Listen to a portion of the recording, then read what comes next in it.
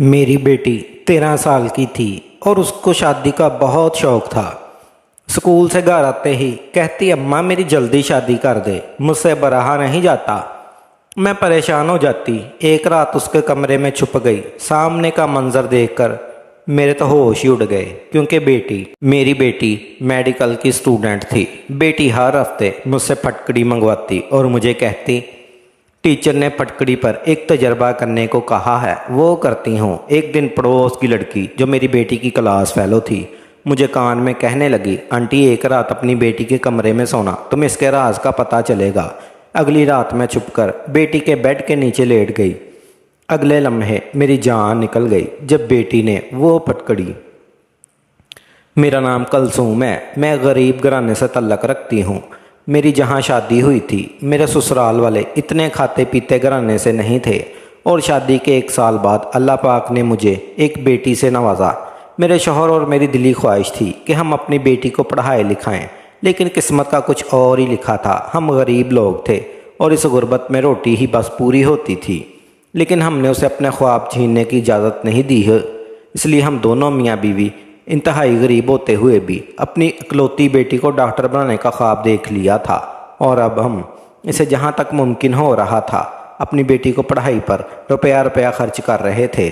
جس طرح ہم دونوں میاں بیوی کو یہ شوق تھا کہ ہماری بیٹی ڈاکٹر بن جائے، اسی طرح ہماری بیٹی کی بھی یہ دلی خواہش تھی، اور جس کے لیے وہ بچپن سے ہی دن رات ایک ایک کر کے محنت کر رہی تھی، بہت دل لگا کر پڑھتی تھی۔ ہمارا ٹوٹا پھوٹا 1-2 کمروں کا کچا مکان تھا۔ ایک کمرے میں ہی دونوں میاں بیوی ہوتے اور دوسرے کمرے میں بیٹی ہوتی۔ اکثر اوقات بیٹی کے کمرے کی لائٹ ساری رات جلتی رہتی، اور ہمارا خیال تھا کہ اس کی پڑھائی اتنی مشکل ہے اور اتنی زیادہ ہوتی ہے کہ اسے رات بھر جاگنا بھی پڑتا ہے، اور اپنی بیٹی کو اس طرح سخت محنت کرتے دیکھ کر ہمیں اس پر بہت فخر ہوتا۔ ایک تو ہم غریب تھے اور دوسرا ہم صرف امیروں والا خواب دیکھا تھا بیٹی کو پڑھا لکھا کر ڈاکٹر بنانے کے لیے، بلکہ اس کے ساتھ ہی ہم اس کے لیے محنت مزدوری بھی کر رہے تھے، اور اپنی بیٹی پر بھروسہ کرتے ہوئے اسے کالج آنے جانے کی اجازت بھی دے رکھی تھی۔ اس لیے لوگوں کی باتیں بھی پھر ہمیں سننی پڑ رہی تھی، اور یہ باتیں تو سب سے پہلے میری ساس سسر اور پھر میرے جیٹھ اور جٹھانی نے شروع کی تھی، لیکن مجھے اور میرے شوہر کو کسی کی باتوں کی کوئی پرواہ نہیں تھی۔ اور جب دوسرے لوگ ہمارے پابند نہیں ہیں اور ہم سے پوچھ کر اپنی زندگی اور اپنی اولاد کے بارے میں فیصلہ نہیں کرتے، تو پھر ہمیں کیا پڑی تھی کہ ہم لوگوں کی باتوں میں آ کر اپنا فیصلہ تبدیل کرتے، یا ان کی باتوں کی ڈر سے اپنی اتنی ذہین محنتی اور قابل بیٹی کو گھر کی 4 دیواری میں قید کر کے رکھتے۔ آخر لوگ باتیں بھی تب کرتے ہیں کہ آخر کار تھک کر ہار کر ایک دن خاموش ہو کر بیٹھ جاتے ہیں، اور جب ہماری بیٹی ڈاکٹر بن جائے گی تب یہی لوگ فخر سے کہتے ہیں کہ ہماری بھتیجی ہے ڈاکٹر بنی ہے۔ میرے جیٹھ اور جٹھانی کہیں گے کہ ہماری بھتیجی اپنی محنت سے بننے والی ایک قابل ڈاکٹر ہیں، اور ساس بھی فخر سے کہے گی کہ ماشاءاللہ ان کی پوتی ایک ڈاکٹر ہے۔ جب بھی ہم بیٹی کے میڈیکل کی تعلیم کا خرچ اور لوگوں کی باتیں برداشت کرتے کرتے تھک جاتے تھے، تو یہی چھوٹی چھوٹی باتیں ایک دوسرے سے کرتے، اور معصوم تصورات خوشیاں ہم دونوں میاں بیوی ایک دوسرے سے بانٹتے، ایک دوسرے کا حوصلہ بڑھاتے، اور دم توڑتی ہوئی امیدوں کو سہارا دے کر جوان کرتے تھے۔ آخرکار ہماری دعائیں اور ہماری بیٹی کی محنت رنگ لے آئی تھی، اور اس کا میڈیکل میں سلیکشن ہو گیا تھا۔ اس روز ہم نے پورے محلے میں مٹھائی بانٹی تھی۔ اب 4 سال کا مزید تقدیم تھی۔ اس کے بعد ہماری بیٹی نے قابل ڈاکٹر بن جانا تھا، لیکن ایک مسئلہ یہ تھا کہ میڈیکل کالج دوسرے شہر میں تھا، اور ہم روز رکشوں کا اتنا زیادہ کرایہ نہیں دے سکتے تھے۔ یہ ایک بڑی پریشانی کی بات تھی۔ آخرکار زیادہ سوچ اور وچار کے بعد اپنی بیٹی کے استادوں کے مشورے سے یہ حل نکل آیا کہ ہماری بیٹی کالج کے ہاسٹل میں رہے گی اور 15 دن کی چھٹی پر گھر آ جایا کرے گی۔ اس طرح روز کے کالج جانے کا مسئلہ بھی حل ہو جائے گا، اور میری بیٹی اپنی تعلیم پر بھی پوری توجہ دے سکے گی۔ آخر 4 سال کی ہی تو بات ہے، بس فیصلہ ہو گیا، اور میری بیٹی ہاسٹل میں رہ کر پڑھنے لگی، اور 15 دن کے بعد ہاسٹل سے گھر آ جاتی، اور اتوار کا دن ہمارے ساتھ گزارنے کے بعد سوموار کو صبح پھر واپس چلی جاتی۔ اسی طرح سے میری بیٹی کا میڈیکل کا پہلا سال خیر و عافیت سے گزر گیا، اور میری بیٹی محنت اور لگن سے پڑھ کر کامیابیاں سمیٹتی رہی۔ لیکن جیسے ہی چند چھٹیوں کے بعد اس کی تعلیم کا سلسلہ پھر سے شروع ہوا، تو ہاسٹل سے واپس آنے کے بعد میری بیٹی نے ایک عجیب حرکت کرنا شروع کر دی۔ وہ جب بھی چھٹی پر ایک دن کے لیے گھر آتی تو وہ مجھ سے کہتی کہ ماں مجھے بازار سے تھوڑی سی پٹکڑی لا دو۔ جب میں اسے یہ کہ پٹکڑی کا کیا کرنا ہے تو وہ ہر بار یہی کہتی کہ استاد نے پٹکڑی پر ایک تجربہ کرنے کو کہا ہے، مجھے وہی تجربہ کر کے کالج لے آنا ہے۔ میں بیٹی کی یہ بات مان لیتی اور اسے پٹکڑی لا کر دے دیتی۔ تقریباً 3 مہینے تک یہی سلسلہ رہا، اور جب چوتھے مہینے میں بھی بیٹی نے یہی روٹین رکھی تو مجھے پریشانی سی ہوئی۔ آخر ایسا کون سا تجربہ تھا جو پچھلے 3 مہینے سے پورا نہیں ہو رہا تھا؟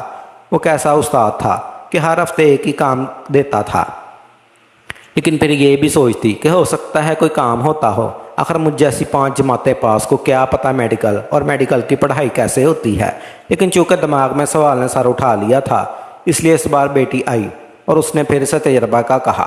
پٹکڑی منگوائی تو میں نے اسے پوچھ ہی لیا کہ یہ 15 دن تمہیں ایک ہی یہی کام کیوں ملتا ہے؟ میرا سوال سن کر پہلے تو میری بیٹی کچھ دیر تھوڑا سا گھبرا گئی، اور پھر خود کو سنبھالتے ہوئے بولی کہ ماں یہ کام ہمیں آخر تک ملتا رہے گا جب تک وہ سارا کام ٹھیک نہ ہو جائے، اور پٹکڑی پر کرنے والا تجربہ ہر بار کچھ غلط ہو جاتا ہے، اور استاد کہتے ہیں کہ تجربہ ناکام رہا، اس لیے جب تک تجربہ کامیاب نہیں ہو جاتا تب تک یہ کام ملتا رہے گا۔ میری بیٹی کے اتنے لمبے سارے جواب نے میری تسلی کروا دی اور میرے دل سے سارے شک اور سارے سوالات ختم کر دیے۔ میں نے خوشی خوشی بیٹی کو پٹکڑی لا کر دے دی۔ ایک رات گھر میں گزارنے کے بعد میری بیٹی واپس ہاسپٹل چلی گئی۔ اس کے جانے کے بعد پیچھے سے میں نے اس کے کمرے کی جب صفائی کی تو وہاں ایک چیز دیکھ کر میرے ہوش اڑ گئے۔ مجھے اپنی بیٹی پر بہت بھروسہ تھا، لیکن اب وہ چیز دیکھنے کے بعد میرا اپنی بیٹی پر آنکھیں بند کر دیا جانے والا بھروسہ اتنا نہیں رہا تھا۔ آخر کچھ تو ایسا تھا جو میری بیٹی مجھ سے چھپا رہی تھی، لیکن کیا چھپا رہی تھی یہ میری سمجھ میں بالکل نہیں آ رہا تھا۔ اور پھر یہ سوال بھی پیدا ہوتا تھا کہ آخر جو کچھ بھی تھا اسے چھپانا کیوں پڑ رہا تھا؟ میرا دل کی طرح کے ہمواں اور اندیشوں کا شکار ہو رہا تھا، اور مجھے بہت ہی برے خیال ستا رہے تھے۔ میں نے اپنا کام وہیں پر چھوڑ دیا اور بیٹی کے کمرے سے وہ چیز اٹھا کر باہر نکل آئی اور سوچنے لگی اب حقیقت کا کیسے پتہ لگاؤں۔ بیٹی سے تو پوچھ نہیں سکتی کیونکہ وہ کبھی بھی مجھے سچ نہیں بتاتی۔ پھر دوسرا ایسا کون سا راستہ تھا جہاں سے مجھے معلوم ہو جاتا اور میرے دل کو تسلی ہو جاتی، میرے سارے وہم دور ہو جاتے۔ سوچتے سوچتے اچانک میرے ذہن میں یہ خیال آیا اور خوش ہو گئی، مجھے یہاں سے حقیقت معلوم ہو سکتی تھی۔ میں فوراً سے اٹھی، اپنی چادر لی اور گھر سے باہر نکل آئی۔ میرا رخ مین ڈور کی طرف تھا جہاں پر ایک لائن میں بڑے بڑے پیارے سے پکے گھر بنے ہوئے تھے۔ میں نے ان میں سے سکن رنگ کے دروازے پر دستک دی اور اندر چلی گئی۔ ایک چودھری صاحب کا گھر تھا۔ ویسے یہ بہت سخی تھے اور اس کی سخاوت کی وجہ سے اللہ نے بھی انہیں بہت نوازا تھا۔ ان چودھری صاحب کی ایک بیٹی جو میری ہی بیٹی کے ساتھ تھی، وہ بھی ڈاکٹر بن رہی تھی اور اسی میڈیکل کالج میں پڑھتی تھی جہاں میری بیٹی پڑھ رہی تھی، لیکن یہ ہاسٹل میں نہیں رہتی تھی بلکہ روزانہ ہی آتی جاتی۔ چودھری صاحب روزانہ خود اپنی گاڑی میں اپنی بیٹی کو لاتے اور لے جاتے۔ میں چودھری صاحب کے گھر گئی اور ان کی بیٹی سے ملی۔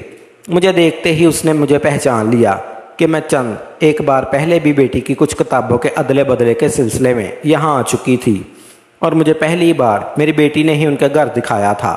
اس کی بیٹی میرے پاس آ کر بیٹھی تو میں نے اسے اپنا مسئلہ بتایا۔ اس نے بہت ہی تحمل سے میری بات سنی اور جیسے ہی میری بات مکمل ہوئی وہ پریشان ہو گئی۔ میں نے اسے اپنے ہاتھ میں پٹکڑی وہ چیز بھی دکھائی جو مجھے بیٹی کے کمرے سے ملی تھی۔ چودھری صاحب کی بیٹی نے اس کو بہت غور سے دیکھا اور پھر مجھے تسلی دیتے ہوئے کہنے لگی، آپ فکر نہ کریں، وہ کالج میں میری بیٹی پر نظر رکھے گی اور اس کی ساری سرگرمیوں پر مجھے آگاہ کر دے گی۔ میں نے اسے بھی بتایا تھا میری بیٹی ہر 15 دن بعد مجھ سے یہ کہہ کر پٹکڑی منگواتی ہے کہ اسے کوئی پریکٹیکل کرنا ہے۔ اسے یہ سن کر بھی حیرانگی ہوئی اور وہ کہنے لگی، انہیں ایسا تو کوئی کام نہیں ملتا۔ اب تو میرا شک یقین میں بدل گیا تھا کہ کچھ نہ کچھ تو غلط ضرور ہے، اور میری پریشانی میں ایک دم اضافہ ہو گیا تھا۔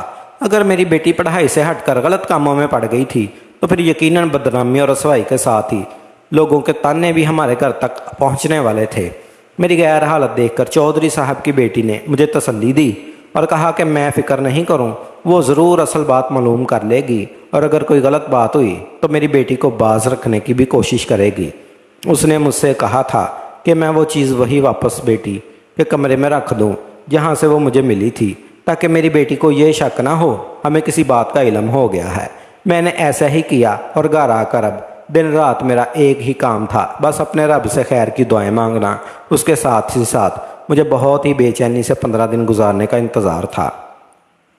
کب ہاسٹل سے چھٹی ہوتی اور میری بیٹی گھر آتی تو مجھے کچھ نہ کچھ معاملے کی خبر تو ہوتی۔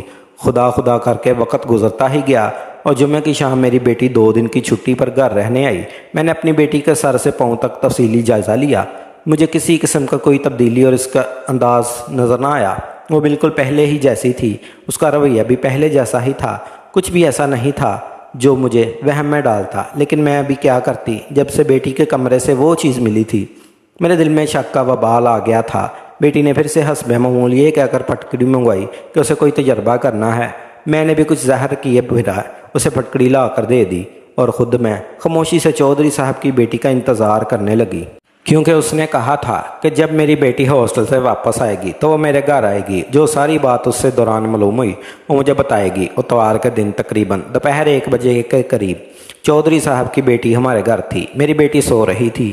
اس نے مجھ سے کہا تھا کہ مجھے میری بیٹی کو جگانے کی ضرورت نہیں ہے۔ وہ میرے پاس بیٹھ گئی اور جو کچھ اس نے مجھے بتایا اسے سن کر میرے رونگٹے کھڑے ہو گئے۔ میں نے اپنی بیٹی کی ایسی پرورش اور ایسی تربیت تو بالکل بھی نہیں کی تھی، پھر وہ اس راستے پر کیسے چل پڑی تھی؟ میں حیران اور پریشان سوچ میں گم تھی، لیکن اب تو پانی سر سے اوپر ہو چکا تھا۔ میری بیٹی جس راستے پر چل پڑی تھی وہ دنیا میں تو بدنامی اور ذلت کا باعث تھا، اس میں آخرت کی 100% بربادی تھی۔ میں وہیں سر پکڑ کر بیٹھ گئی۔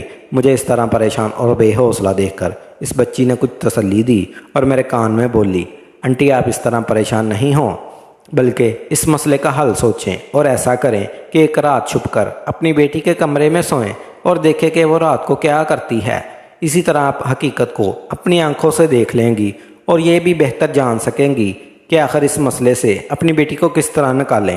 میں نے چودھری صاحب کی بیٹی کی بات مانی اور آج شام کو تو میری بیٹی نے ہاسٹل واپس جانا تھا، اس لیے مجھے پھر سے 15 دن کا انتظار کرنا تھا اور میں انتظار کرنے لگی۔ اگلے 15 دن بعد جب میری بیٹی گھر رہنے آئی تو اس رات میں چھپ کر بیٹی کے کمرے میں چلی گئی اور اگلے ہی لمحے میری جان نکل گئی۔ میں جو پچھلے اتنے دنوں سے دعائیں کر رہی تھی، جو کچھ بھی مجھے چودھری صاحب کی بیٹی نے بتایا تھا وہ سب جھوٹ ہو اور مجھے اپنی آنکھوں سے کوئی ایسا منظر نہ دکھائی دے جو ان سب باتوں کو سچ ثابت کرے۔ لیکن افسوس کہ میرا کوئی بھی دعا قبول نہیں ہوئی تھی اور جان لیوا سچائی میری نظروں کے سامنے ثابت ہو گئی تھی۔ میں نے وہ رات بہت اذیت میں گزاری، وہ جو چودھری صاحب کی بیٹی نے کہا تھا کہ مجھے کوئی نہ کوئی حل مل جائے گا، ایسا کچھ نہیں ہوا تھا۔ الٹا میری پہلے کی عقل سمجھ بھی جا رہی تھی، لیکن یہ بات بھی غنیمت تھی کہ ابھی میرے شوہر کو اس سارے حصے کا علم نہیں تھا۔ ایک بات تو میں نے جان ہی لی تھی کہ اب میری بیٹی کبھی ڈاکٹر نہیں بن سکتی تھی، لیکن جس دلدل میں وہ گرتی جا رہی تھی وہ شاید اس سے نکل بھی نہیں سکتی تھی۔ میں نے یہ فیصلہ کیا کہ میں اپنے شوہر سے اس سارے معاملے کو پوشیدہ ہی رکھوں گی اور چودھری صاحب کی بیٹی سے درخواست کروں گی کہ جہاں اس نے سچائی ڈھونڈنے میں میری مدد کی ہے اور مجھے سچ سے آگاہ کیا ہے، اسی طرح وہ میری بیٹی کو اس دلدل سے نکالے، میری مدد کرے۔ اگلے دن میں پھر سے چودھری صاحب کے گھر موجود تھی۔ میں نے روتے ہوئے چودھری صاحب کی بیٹی سے التجا کی کہ وہ میری مدد کرے تاکہ میں اپنی بیٹی کو بچا سکوں۔ وہ ایک سمجھدار لڑکی تھی اور جانتی تھی کہ جس دلدل میں میری بیٹی پھنس چکی تھی، اگر اسے وہاں سے نہ نکالا جاتا تو اس کی موت بھی ممکن تھی، اور کئی لڑکیاں اس دلدل میں دھنس چکی تھی اور اکیلے یہ ممکن نہیں ہے کہ اس کی مدد کی جائے، انہیں اس دلدل سے نکالا جائے اور انہیں صحیح اور غلط کی تمیز سکھائی جائے۔ اس لیے ہمارے پاس ایک ہی راستہ تھا۔ اس سب میں ہمیں ایک بڑے اور بااختیار انسان کی مدد کی ضرورت تھی اور ہمارے سامنے اس وقت چودھری صاحب کے علاوہ اور کوئی نہیں تھا۔ اس لیے میں نے اور ان کی بیٹی نے ہمت کرتے ہوئے ان سے بات کرنے کا فیصلہ کیا اور ان کے پاس جا کر انہیں یہاں تک سارے معاملہ سے آگاہ کیا۔ چودھری صاحب سنتے ہی توبہ استغفار کرتے ہوئے کانوں کو ہاتھ لگانے لگے اور ناراضگی کا اظہار کرنے لگے۔ مجھے خدشہ پیدا ہوا کہ کہیں چودھری صاحب مدد کرنے سے انکار ہی نہ کر دیں، لیکن میری قسمت اچھی تھی اور چودھری صاحب کے دل میں بھی اللہ نے رحم ڈال دیا تھا، اس لیے وہ مدد کرنے پر آمادہ ہو گئے۔ معاملہ گمبھیر تھا اور بہت سے گھروں کی عزت جڑی ہوئی تھی، اس لیے اس معاملے کا حل بھی خاموشی سے ہی کرنا تھا۔ اس لیے چودھری صاحب نے سب سے پہلے اپنے اسدر و سوق کو دیکھنا شروع کیا اور پھر اپنے جاننے والے ایک پولیس کے اعلیٰ عہدیدار کو فون کیا اور انہیں ساری بات بتاتے ہوئے اپنے طور پر مسئلے کی تفتیش کرنے کی درخواست کی۔ پرانے تعلقات کا پاس رکھتے ہوئے وہ پولیس کا عہدیدار مان گیا اور اپنی طاقت کا استعمال کرتے ہوئے اس نے سارے معاملے کی تحقیق کروائی और नतीजे में रोंगटे खड़े कर देने वाले इंकशाफात हुए थे कि दिल कांप गए। चौधरी साहब ने अपनी बेटी को भी इस कॉलेज से निकलवाया और दूसरी जगह दाखिल करवाया। बाज़ाहिर एक तालीमी अदारा नज़र आने वाली ये इमारत हरगिज़ इस काबिल नहीं थी कि शरीफ लोग यहाँ अपनी बेटियाँ पढ़ाने के लिए भेजते, और चौधरी साहब भी एक शरीफ और इज़्ज़तदार इंसान थे और उन्होंने वही किया था जो एक इज़्ज़तदार इंसान को करना चाहिए था।